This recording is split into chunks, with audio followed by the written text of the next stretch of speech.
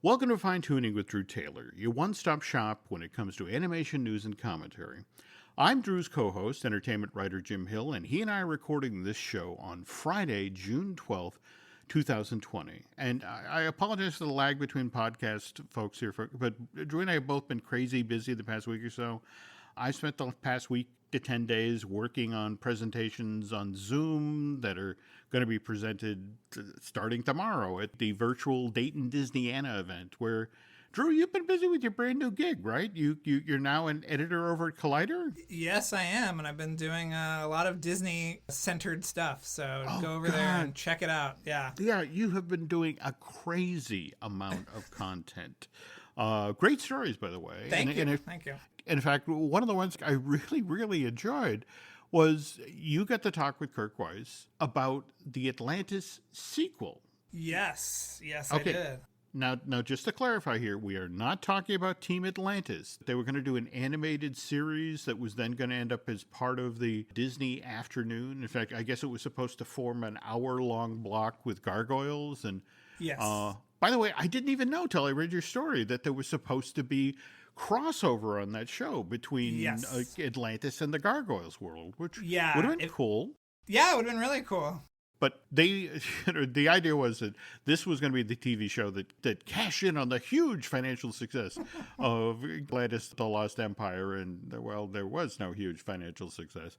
A great film, still enjoyed it, but no success. So they had just finished production of 3 episodes of Team Atlantis and shut down the show and eventually stitched those together for a home premiere, right? Something, Atlantis Milo's Return that came out in 1994. Yeah, way after the fact, they put out this video when the appetite was really hungry for for Atlantis content 3 years later or whenever they put it out. Yeah. All right. Don't kick. Be nice. Okay.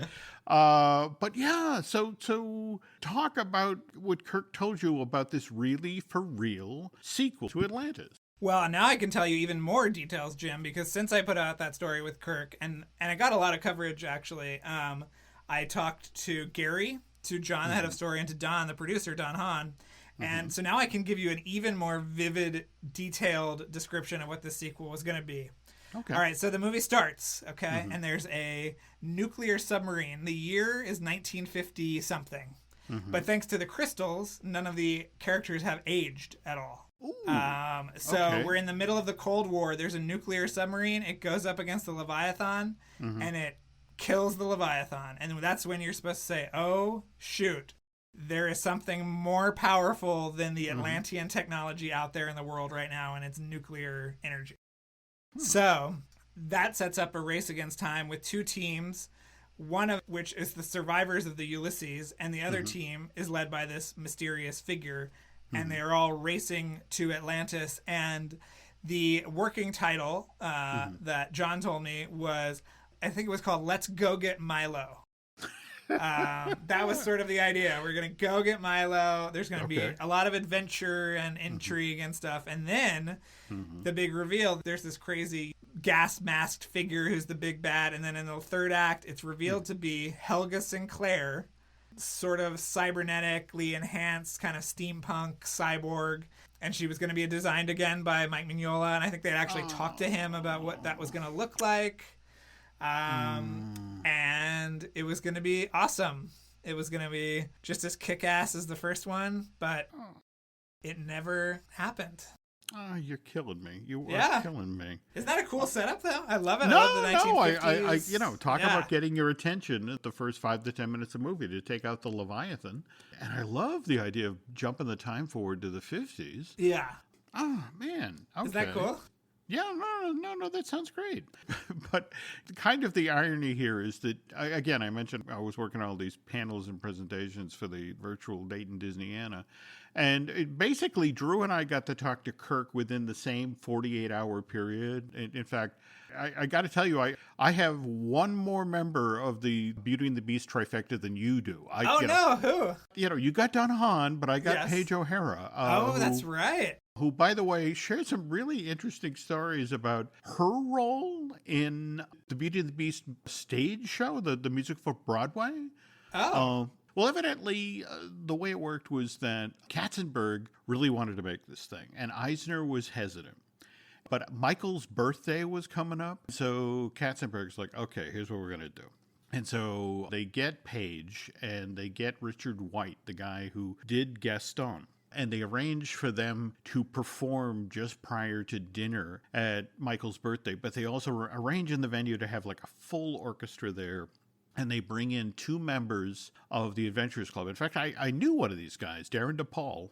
He played LeFou at the event. And I forget who they brought in. Oh, my God, it might have been Paula Pell. Where was this held? This was in New York, all right? Okay. So they fly everybody down to New York. But yeah, Paula Pell, who used to play Pamelia Perkins at the Adventures Club, who then went on to be like the head writer of Saturday Night Live. But anyway, she does some spots at the event. So anyway, they sandbag Michael. They do this, live on stage presentation. They put, I want to say, Paige said, they paid a fortune for a Gucci gown. So she's standing on stage. She looks lovely. They do like this 20-minute cutting from Beauty and the Beast in front of a live orchestra. And at the end of the thing, Michael walks up on stage and it's like, yeah, maybe we should do the Broadway musical. And that's how it actually happened. That, Wow. they sandbagged Michael at his birthday. Only Jeffrey could turn somebody's birthday party into a pitch meeting. Well, Oh, weasel. Enjoy your cake, and by the way, would you like some beachfront property? So, By the way, anyway, Jim, I saw that Quibi has shut down during these times, and I just want to say I'm sorry. I know that you have been watching your bite-sized programming, and you just loved the platform so much. So I just wanted to say, I'm with you in solidarity, Jim. I'm sorry that it's not on right now, but it'll be back. that's the language that shut down in these times. Yes, it's supposed to be back at the end of July, supposedly. Oh. Probably because of just licensing agreements that they have to put out some of the stuff because they don't own any of the things that they. Holy cow! Yeah. Yikes! Okay. Wow.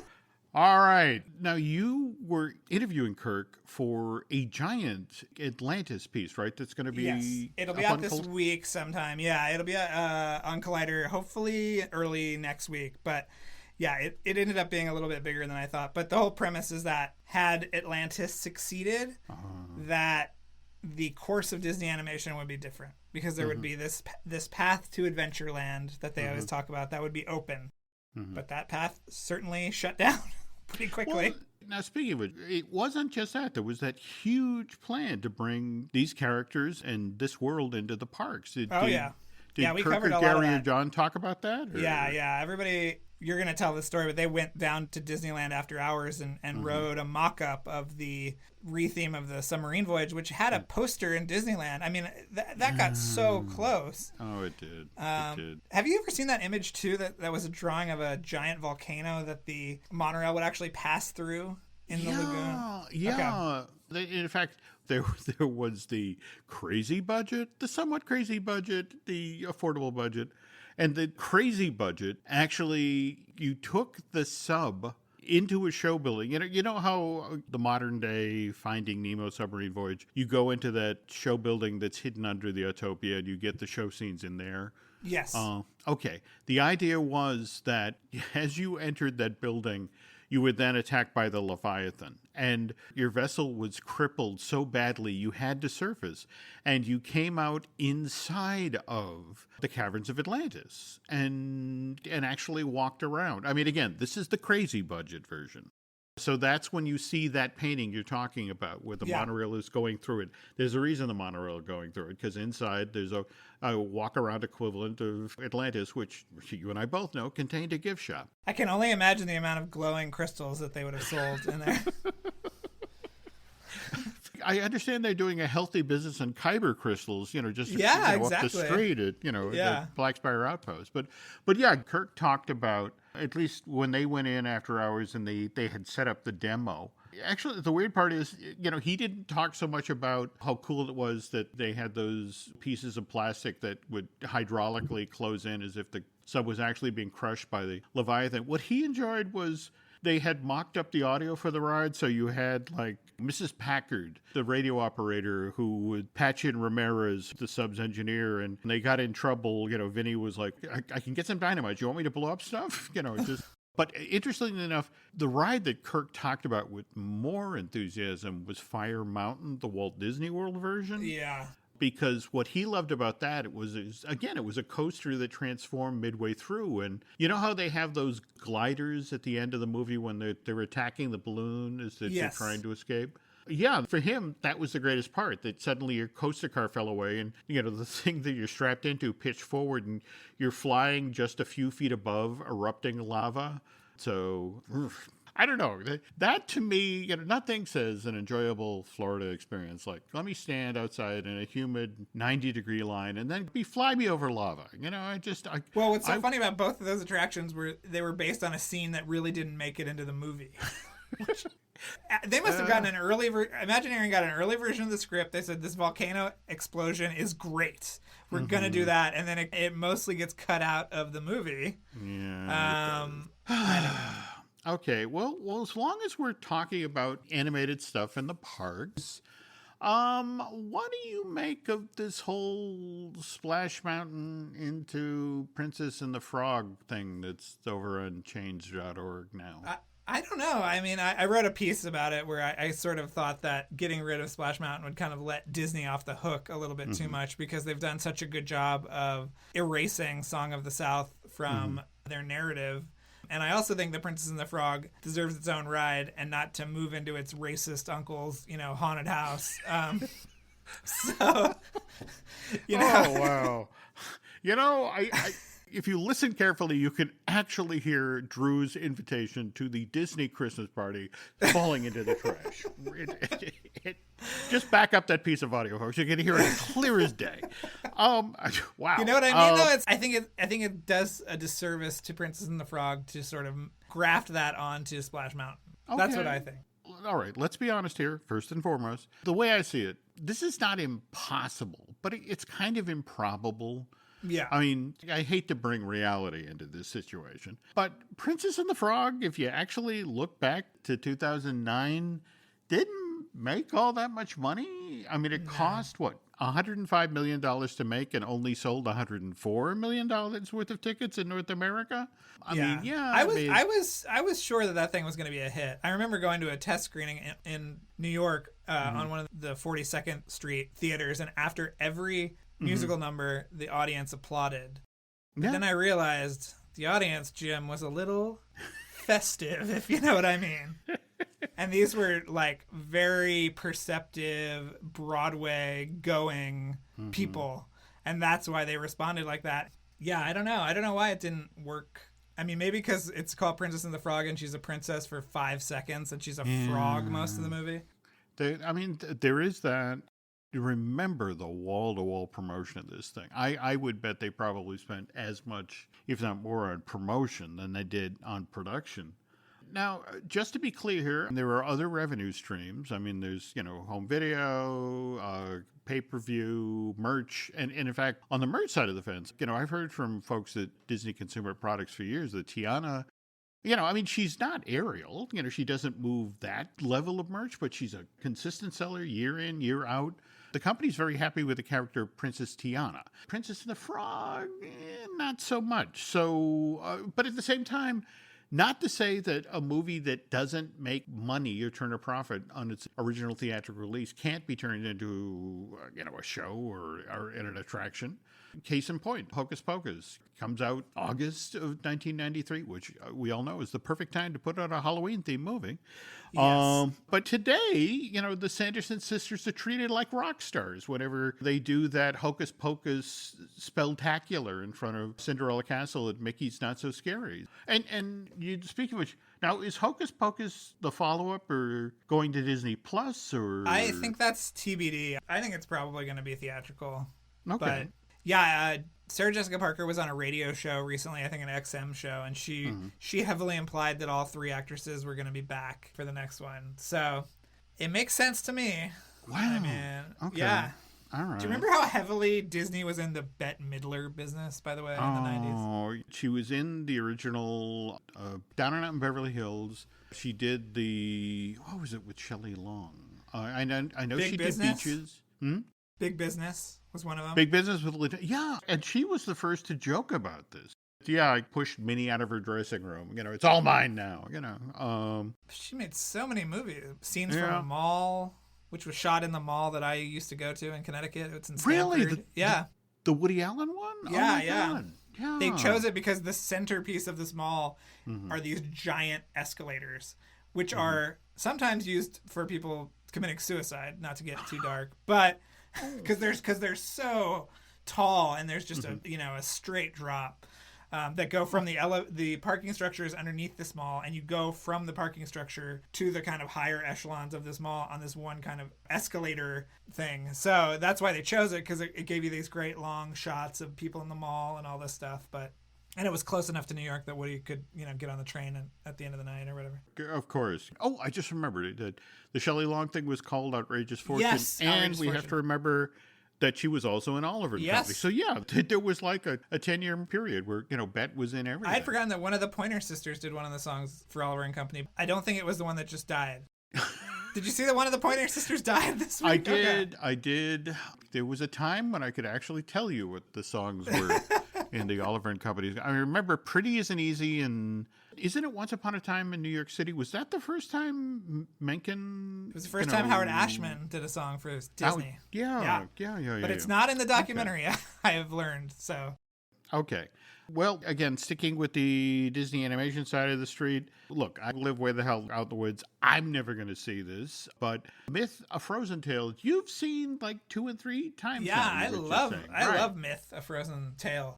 Okay. It's an amazing combination of some of the most exciting talent at Walt Disney Animation Studios, I think, between Jeff Gibson, who directed Cycles, which is on Disney Plus, and Brittany Lee, who I know you also love, Jim, her art style. Her stuff is so clean, so cool. Yeah, so to see a world, she was a production designer on this short, so to see an entire world that is designed by her. And the other thing that's really cool that I forgot to put in my write-up, but there's actually 2D elements to this short. So you will actually see hand-drawn animation within a computer-generated VR world, which is so cool. I want to see Yes. this. Okay, but the reason we're talking about it is the Oculus Quest version has finally become available, which means, ironically enough, my daughter in California can see this.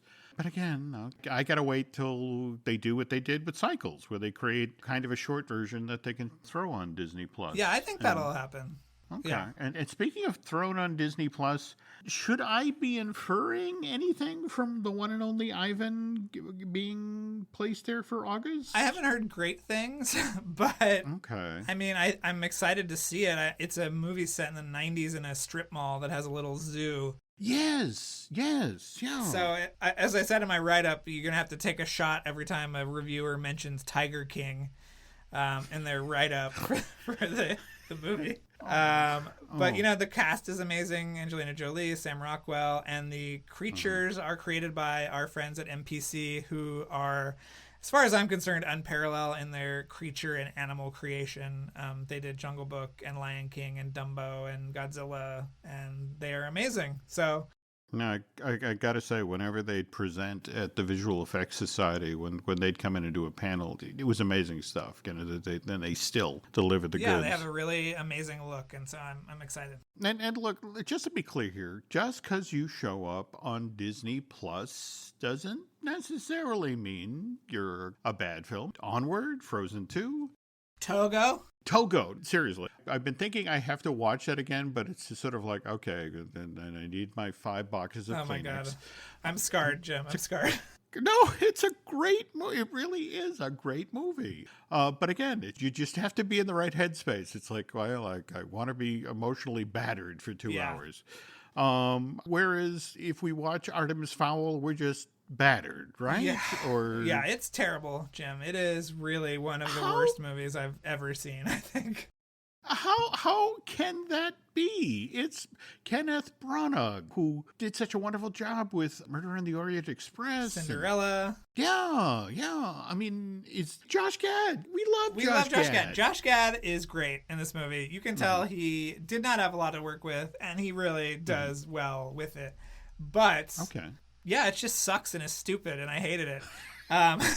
The author described the story as Die Hard with elves. Didn't get that at all. That sounds very cool to me. It was not the movie I saw. Yeah. And if you watch the original teaser, which was released back in November 2018, you will see 2 minutes of footage that is not in this movie, including the great Hong Chow, who was so amazing as Lady True in Watchmen, the miniseries that was on HBO. God, she played a kind of like transforming fairy creature. Not in the movie. There seems to be much more adventuring outside of the house. It's a movie where Artemis Fowl*'s father, played by Colin Farrell, is kidnapped, and they say, let's go get him, and then they don't leave their stately manor for an hour and a half. It's very stupid. But hey, Jim, have a ball. By the way, dude, just to clarify here, it sucked. I hated. I don't think we're going to see that as the full quote. No. There will be no posters with that on it. Okay. I mean, when you have reviewers that are wondering why they didn't just bury it and not even put it on Disney Plus at all, that shows you how bad. Still, I think Noelle might be worse, but that's just me. I mean, on paper, Noelle sounded like, I mean, face it, if you put Noelle in the pile with the Santa Claus, for me, it's like, okay, that's the same wheelhouse and, well written and, with a certain type of direction that'll work. And no. No. It was more like Fred Claus, that Vince Vaughn movie from a few years ago. Yikes. Well, now, just to be clear here, that movie is worth it for the scene with the brothers where they got Roger Clinton. And I forget who else. Yes, I remember that. Yeah. Okay. There's like 2 minutes of that movie that worked. So yeah. That's in Fred Claus, not in Noelle, by the way, everyone, just to let you know. There we go. We just saved you from watching it. Yes. Okay. All right. Let's talk about something we are looking forward to, which is Distant Lands. Yes. We've got a new clip out. Did you watch it? I just finished writing the reference for the show. Who gets time to watch anything? Right? That's why I'm asking you. You watched it, right? Yeah. I thought it was very cool. It's the first 4 minutes, and it sets up BMO's storyline. Mm-hmm.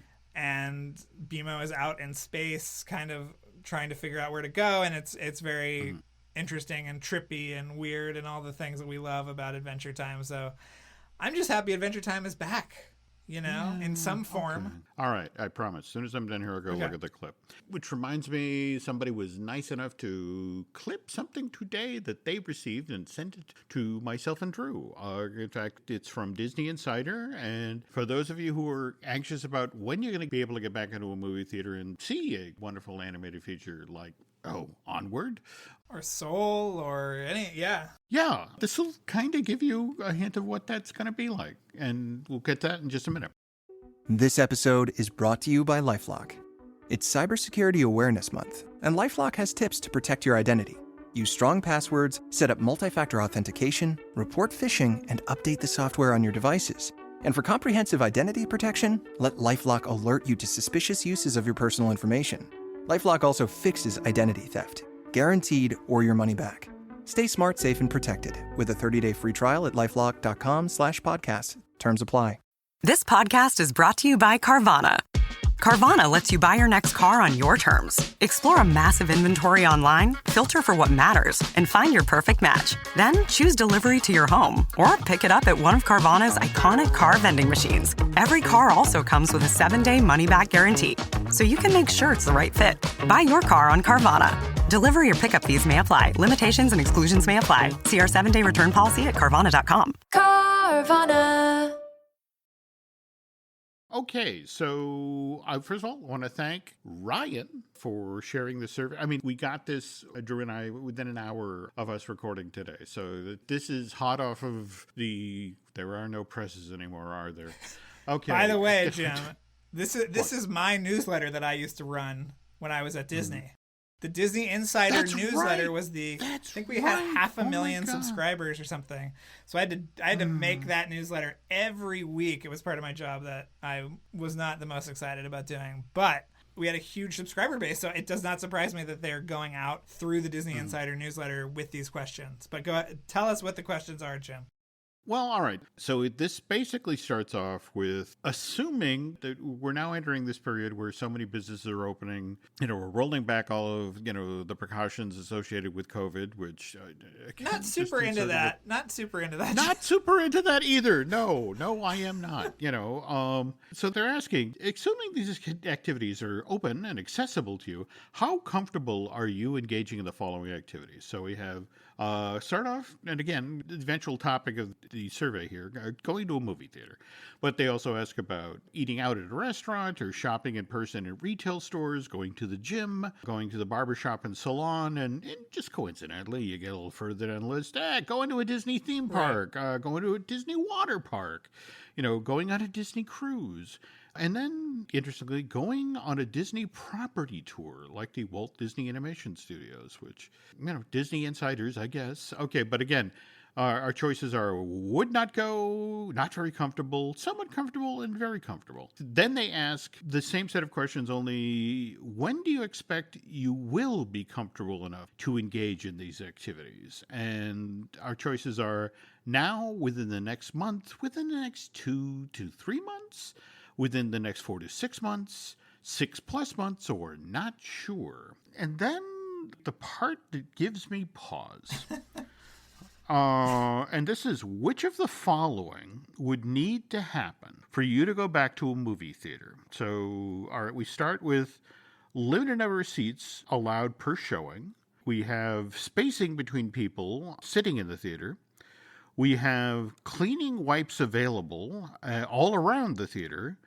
We have moviegoers requested to wear masks. We have theater workers wearing gloves. We have temperature checks before you enter the theater. We also have theater workers wearing masks also. Hand sanitizer dispensers available all throughout the theater. And then it's like, okay, so would you have to wait till all national restrictions have lifted, or just local restrictions have been lifted? Or is it a case of you'd have to wait till a vaccine was available, or hearing from doctors that, the virus had been contained? What are your thoughts here? That sounds Drew? like any of those things sound like absolute misery to me. Like, why would you want to do that? You can just stay home and watch, I don't know, the Parallax View for the 100th time or whatever. There's just no reason to do that. And I understand the need to reopen. I understand the economic imperative. But, I mean, even just seeing these Universal pictures of, like, olive oil and a mask, it's just horrifying. There's nothing joyful about it, and I can't imagine this happening. And the other thought I had was I wondered if maybe Disney was going to try to reappropriate that AMC theater in downtown Disney. Ooh, okay, interesting. Which has been shut for almost 2 years now, I feel like, at this point, right? I mean... Yeah. But, remember, that was supposed to be where the new hotel was going to be dropped. Right.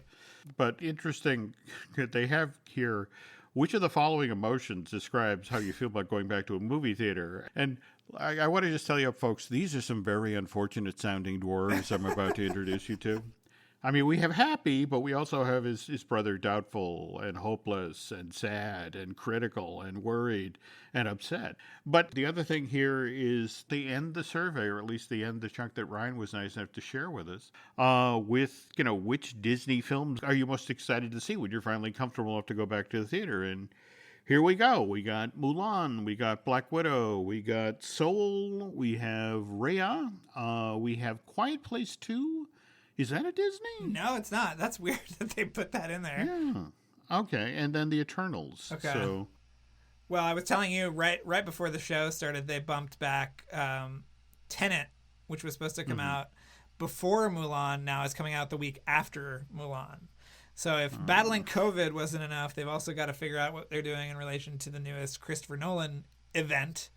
And the other thing is that Wonder Woman got pushed to October, but before they officially announced the October date, they had pushed through on the official channels, it was this sort of montage of marquees, and the marquee said Wonder Woman 1984 Christmas, or sorry, Thanksgiving 2020.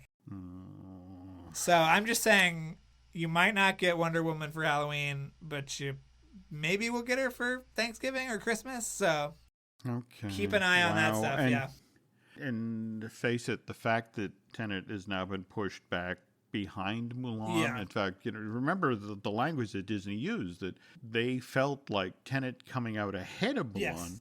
It would give them a pretty strong indication about whether people are going to come back to the theaters. And oh boy, do you think Disney's going to, hold? I could see it. I could see it taking the Kingsman's place in September. I think that's somewhat likely. So I don't know. We'll see. Got a lot of the movies are backing up, Jim. They gotta get them all out. They are. Look, one of the things that makes movies enjoyable is the communal experience. All of us being together, laughing or being shocked or that sort of thing. And in fact, one of the great communal experiences, at least as far as movie going, was Pocahontas in the Park, the premiere that was. In fact, Drew was the one who pointed out. 25th anniversary this week, June 10th, I think 1995. Yeah. Were you there, Jim? No, okay. Well, I tried. Okay. They offered 100,000 tickets to this thing. And the way it worked is there was a lottery. And you mailed in, and if you won a ticket to the event, they sent you a pass for 4 people. And Disney supposedly had 500,000 people enter from all 50 states, trying to get into this thing.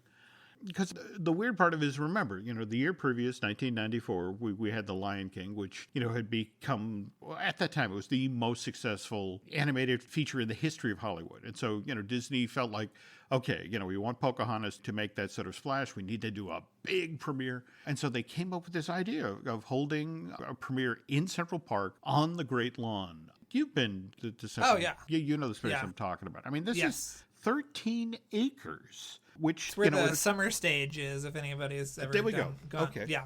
And in order to, first of all, they promised the city of New York $1 million to, look, up front, we'll cover all of these costs, and setting aside $300,000 just to cover police and sanitation.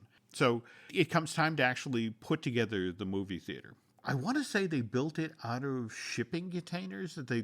Yes. They brought them into the city, and they built 4 screens, 80 feet tall and 120 feet wide. And they then built, I want to say, 4 10-story tall projection towers where they installed 2 70-millimeter cameras each, with the idea that the movie basically is being screened simultaneously on this giant cube in the middle of the Great Lawn. But there are literally 4 screens that people can sit in front of and watch. So they had 1,500 construction workers in there because they had to get all this done in 3 days. And, they haul in hundreds of porta potties for what the company has advertised as a family Woodstock for the 1990s. Right. And so 40 miles of cable are laid, and they set up 50,000 watts of light to light up the park. So, everyone always feels safe when they're at Central Park, and a 400,000 watt sound system to back up the film. And the problem is, I'm sitting here reading the official press packet for this and come across one of these stats that makes you go, oh. They talked about how it took the exact amount of power to run the Pocahontas at a Park event as it did to power the World Trade Center. So it was like, yeah. So anyway, the gates open at 2:00 on June 10th. And it's an overcast day, and it's a couple of sprinkles, but it never really rains. And of course, this being a New York event, just outside of each of the entrances, there are scalpers lurking who work, it's like, for $50, I'll see you to pass.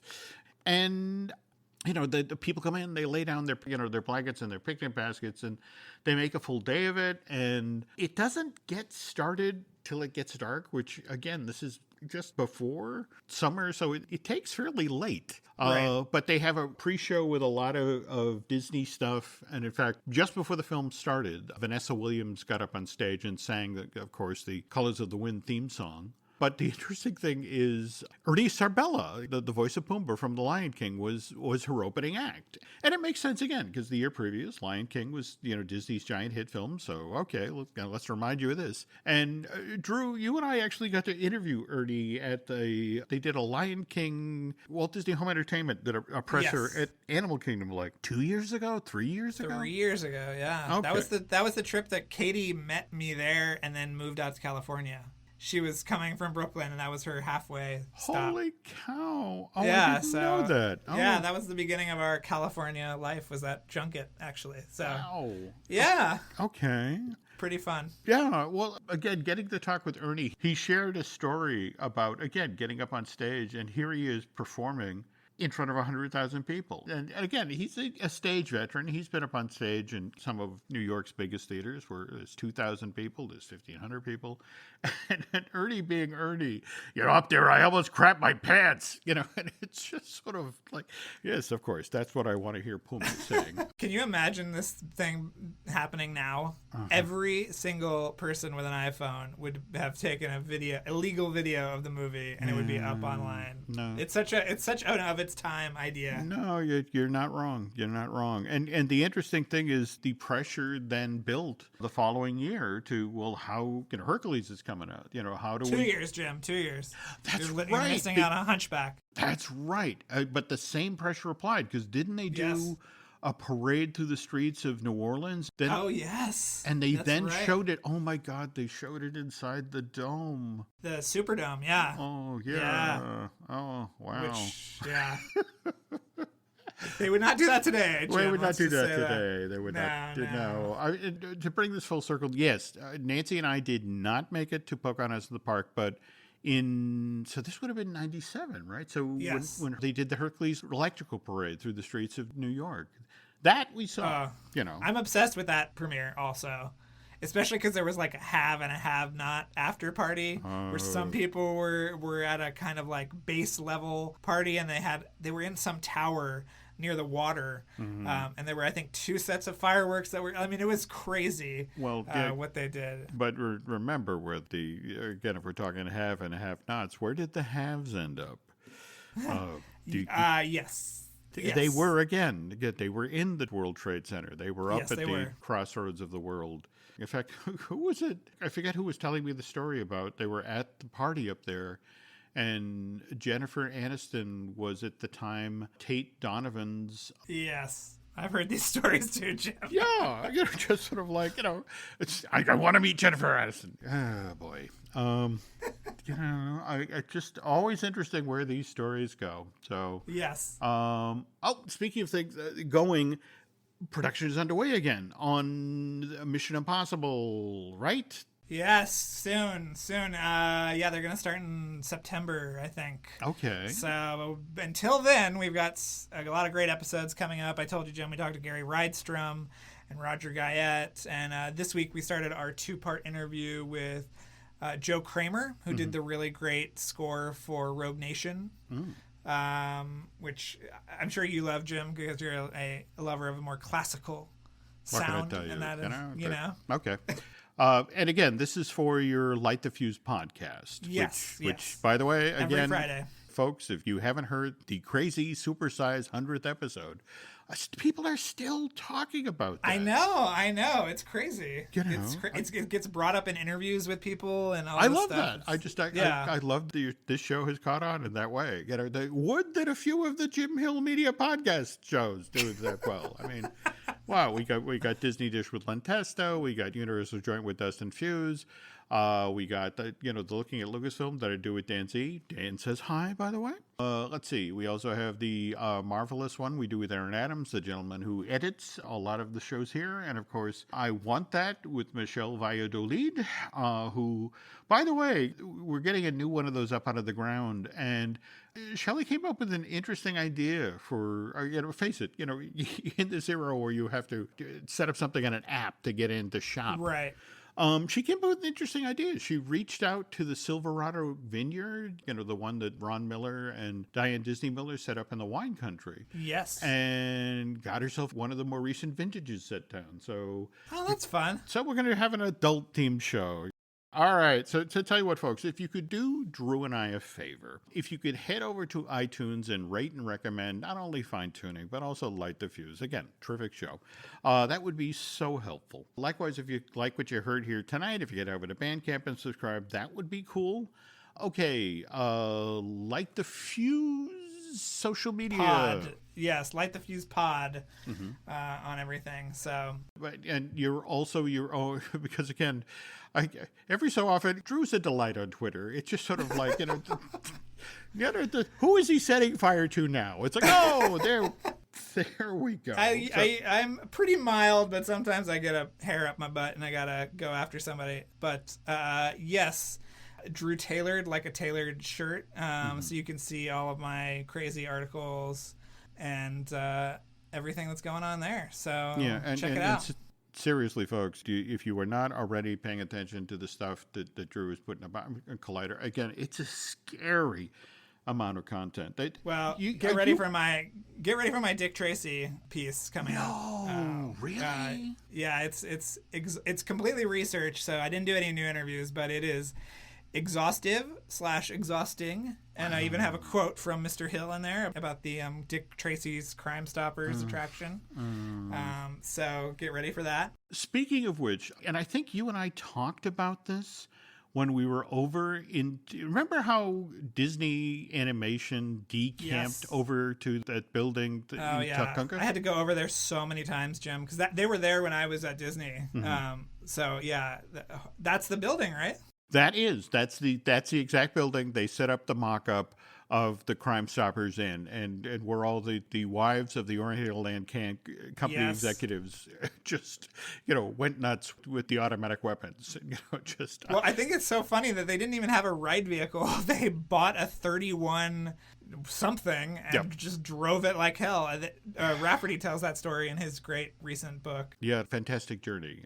Yes. God. So get ready for that, Jim. Okay. And speaking of which, and forgive me, folks, apologize because we've all been very busy, but it doesn't mean we're not working on Sorry You Missed It. In fact, we've got a couple of things we're going to do on that show. And in fact, when you were watching the coverage of the protests, did you see the stuff in Atlanta in front of the CNN building? Yeah. I bring that up because Drew and I, as part of the series, will be talking about the theme park that was inside there, the Sid and Marty Krofft thing that got built. And I couldn't help but think, if you're breaking into the building, could you get a couple of pictures for us? We're going to need these for the presentation. So yeah, there's the ghost of H.R. Puffin stuff haunts those halls. Okay, all right. There's the grace note we were looking for the end of the show. So, all right. Thanks for listening, folks, and we'll be back with a new episode soon.